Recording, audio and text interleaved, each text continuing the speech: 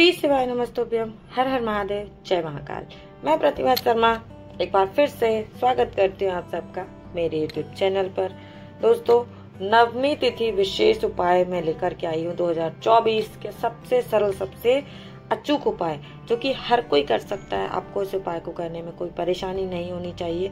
बहुत ही सरलता से आप इस उपाय को कर सकते हैं। तो अगर आपके घर में भी कुछ परेशानियां हैं, बीमारियां, रोग, तकलीफ लगी हुई हैं, पति पत्नी में झगड़े लगे रहते हैं, तो ये वीडियो सिर्फ और सिर्फ आपके लिए है। इसे आपको जरूर देखना चाहिए कि क्या कुछ श्राद्ध पक्ष में आप ऐसे उपाय कर सकते हैं कि जिससे आपके पितृगण अत्यंत प्रसन्न हो और आपको इतना आशीर्वाद दे करके जाएं कि आपके घर परिवार में खुशियां हो, तकलीफें ना हो, रोग बीमारियां ना हो। क्योंकि बहुत सारे लोगों के घरों में आज के समय में आप किसी भी ब्राह्मण को जन्म पत्रिका दिखाते हैं, वो पहले कह देते हैं आपके घर में पितृदोष है, आपके घर में काल सर्प दोष है।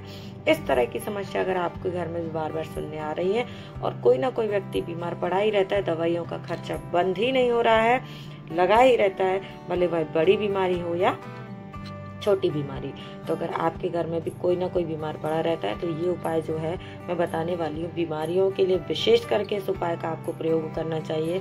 तो आपको इसमें बहुत जल्दी आराम मिलेगा। करना क्या है आपको दोस्तों, आपको लेना है बरगद पेड़ का पत्ता। जी हाँ, बड़ पेड़ जिसको हम बोलते हैं, वट वृक्ष भी बोला जाता है। वट वृक्ष, बरगद या बड़ पेड़ के साथ हमको इस उपाय को करना है। आपने लेना है बड़ का एक पत्ता, कोई भी साफ सुथरा सा पत्ता ले लीजिएगा दोस्तों। नवमी तिथि के दिन लेकिन इस उपाय को कोशिश करके करना है, ये जरूर ध्यान रखिएगा। तो आज यानी कि 26 सितंबर 2024 नवमी तिथि श्राद्ध पक्ष की जो है ये बहुत ही विशेष हो जाती है, क्योंकि इसी दिन आप इस उपाय को कर सकते हैं। इससे पहले आप इस उपाय को किसी और दिन, किसी और तिथि के दिन नहीं कर सकते हैं। इसका आपको कोई लाभ प्राप्त नहीं होगा। तो अगर आप चाहते हैं कि आपके पितृगण खुश होकर आपको बहुत सारा आशीर्वाद दे करके जाएं, तो आपको वट वृक्ष के नीचे, वट वृक्ष के पत्ते से इस उपाय को अवश्य करना चाहिए। क्या कुछ लेना है दोस्तों, इस उपाय में आपको वट वृक्ष का एक पत्ता लेना है। बड़ा छोटा ऐसा कुछ भी नहीं है, कोई भी पत्ती जो आपको मिल जाती है, बड़ के पेड़ की एक पत्ती ले लीजिएगा। उस पर रखना है आपको काला तिल। जी हाँ, पितृ के लिए कोई कार्य हो उसमें काला तिल प्रयोग ना हो, ऐसा हो सकता है। आपको कुछ जो है वो काला तिल रखना है, 1-2 चुटकी काला तिल रखना है। साथ ही साथ हमें लेना है जौ, जिसको हमारे यहाँ तो जवा भी बोला जाता है। तो जौ के कुछ आपको बीज रखने हैं।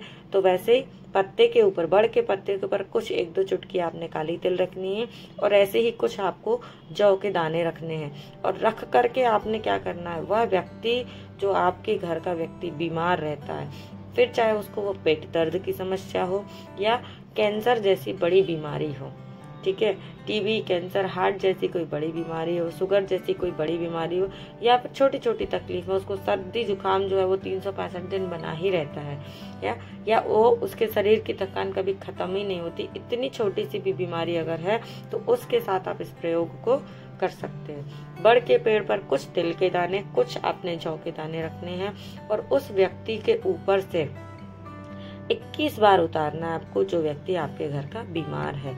21 बार यानी कि 21 टाइम्स क्लॉकवाइज घुमाएंगे, जिस तरह घड़ी घूमती है उस दिशा में आपको 21 बार इस बड़ के पत्ते पर तिल और काली जौ रख करके उसके ऊपर से उतारना है, उसके ऊपर से घुमाना है दोस्तों।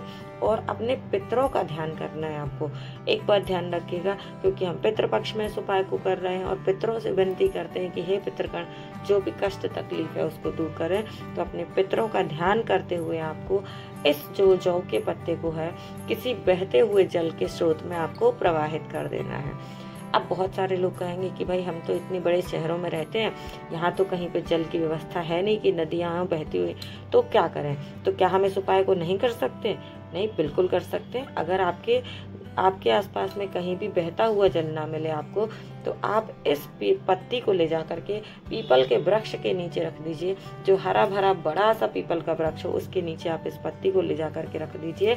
यकीन मानिए कि नवमी तिथि के दिन किए गए इस उपाय से आपके घर का जो व्यक्ति बीमार है, जिसको बीमारियां लगी रहती हैं, उसकी बीमारियां धीरे धीरे धीरे करके पूर्णतः समाप्त हो जाएंगी और आपको इतनी जल्दी लाभ मिलेगा, आप आश्चर्यचकित हो जाएंगे कि बड़ के, सिर्फ और सिर्फ बड़ के पत्ते का नवमी तिथि के दिन किए गए इतना अचूक सा उपाय आपको इतना लाभ दे सकता है। क्योंकि आप जो हमारे 16 श्राद्ध हैं, इनका जितना फायदा उठा सकते हैं उतना फायदा उठाइए। पूज्य गुरु जी ने अपनी कथा में पहले ही बताया है कि कुछ वृक्ष जो होते हैं जो वो बहुत पूजनीय माने गए हैं, तो इन वृक्षों पे आपको, इन वृक्षों के नीचे जाकर के अपने पितरों का ध्यान करते हुए आपको ये उपाय करने चाहिए। और कौन से वो वृक्ष हैं, कौन से वह पक्षी हैं जो आपके लिए इन श्राद्ध पक्ष में पूजनीय है। और श्राद्ध पक्षी क्यों हमेशा ये पूजनीय होते हैं, तो 3 ऐसे जो वृक्ष हैं वह है बरगद का वृक्ष, पीपल का वृक्ष और बेल का वृक्ष। इनको बहुत ही पूजनीय माना गया है।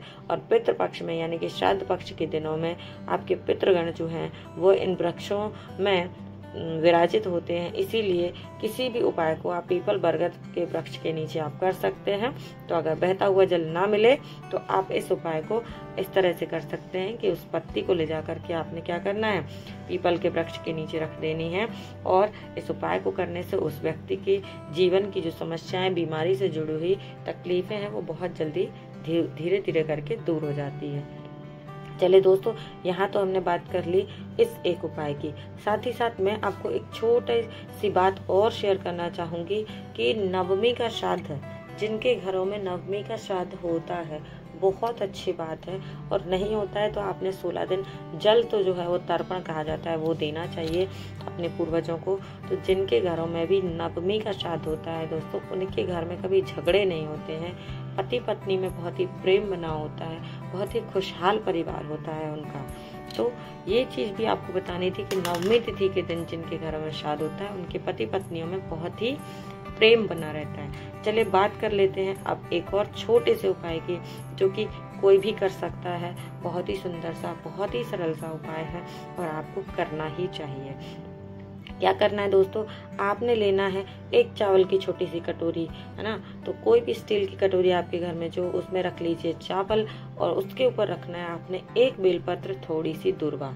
ठीक है, चावल की कटोरी, एक बेलपत्र और थोड़ी सी दूर्वा, ये सब आपको रखनी है अपने घर में उस स्थान पर जहाँ पर आपके घर में पानी होता है। पानी यानी कि किचन में या जिस भी स्थान पर आपके घर में पानी का स्रोत है, मटका परिंदा है, उस स्थान पर इस चावल की कटोरी को सर्वप्रथम सुबह स्नान ध्यान करके पवित्र होकर के उसको रख दीजिएगा।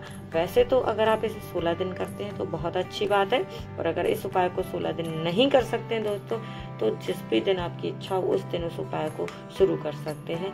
आज नवमी तिथि का श्राद्ध है, आप चाहें तो आज भी इस उपाय को प्रारंभ कर सकते हैं। सुबह में स्नान करके एक छोटी सी कटोरी में चावल ले लीजिए, एक बेलपत्र और कुछ दूर्वा रख करके आपको इसको रख देना है अपने घर के मटके परिंदे के पास में। ठीक है, और इसको वहां रखे रहने दीजिए। और जितने दिन आप रखना चाहे तो अगले दिन भी उठा सकते हैं, या फिर 16वें श्राद्ध के दिन तक आप इसको वहां रखा रहने दीजिए। और फिर उसको वहां से उठा करके जो बेलपत्र है और जो दूर्वा है वो, है ना, वो तो हमें भगवान शिव को समर्पित करनी है मंदिर में ले जा करके। तो सर्वप्रथम जब आप उससे वहां से उठाते हैं उस स्थान से उस कटोरी को, तो इसे अपने पूरे घर में लेकर के आपने घूमना है और बेलपत्र और दूर्वा को ले जा करके भगवान शिव को समर्पित कर दीजिए। शिवालय में, किसी भी मंदिर में जो आपके घर के आसपास में है। बचे हुए जो चावल के दाने हैं उन्हें कहीं भी किसी वृक्ष के नीचे ऐसे स्थान पर रख दीजिए जहाँ पर चिड़िया पक्षी से खा सके। बस इतना उपाय अगर आपने कर लिया इस नवमी तिथि के दिन, तो आपके पूर्वज बहुत खुश होंगे, आपको बहुत सारा प्यार आशीर्वाद मिलेगा, वो तृप्त होंगे और आपको भी आशीर्वाद देकर के अपने लोक की ओर गमन करेंगे। तो पूज्य गुरु जी की कथा को सुनकर, वीडियो के माध्यम से अपने शब्दों में मैं कुछ छोटे छोटे उपाय आप सब तक लेकर आती हूँ और उम्मीद करती हूँ दोस्तों कि यह जानकारी आप सबके लिए लाभदायक होती होगी। तो अगर वीडियो जरा सा भी अच्छा लगता है तो वीडियो को लाइक करें, शेयर करें एंड चैनल को सब्सक्राइब सभी को करना है दोस्तों। और ऐसे ही वीडियो देखने सुनने के लिए मेरे साथ बने रहें। दोस्तों, आपको वीडियो कैसा लगता है, वीडियो की जानकारी कैसे लगती है, पूज्य गुरु जी की कथा को सुनकर मैं कुछ उपाय आपके लिए लेकर आती हूँ, तो आपको ये कैसे लगते हैं कमेंट बॉक्स में जरूर बताइएगा। महादेव के किसी एक नाम को आपको जरूर टाइप करना है कमेंट बॉक्स में, जय पितृदेव लिखिएगा। उम्मीद करती हूँ कि वीडियो अच्छा लगे। बेल आइकन को प्रेस करना बिल्कुल भी ना भूलें। अगर अभी भी आप मेरे चैनल पर नए हैं तो बेल आइकन जरूर प्रेस कीजिएगा ताकि आने वाले वीडियो के नोटिफिकेशन आपको समय से मिलते रहे और कुछ भी जानकारी जो है वो आपके साथ जो है वो मिस ना हो, सारी चीजें आप तक पहुंचती रहे समय से और आप सारे उपायों को करते रहें। ईश्वर करे आपका जीवन सुखमय हो। तो मिलेंगे दोस्तों अगले वीडियो में फिर से कुछ नई महत्वपूर्ण जानकारी के साथ। तब तक के लिए मेरे साथ बने रहें। श्री शिवाय नमस्तुभ्यम। हर हर महादेव। जय महाकाल। जय पितृदेव। ओम नमः शिवाय।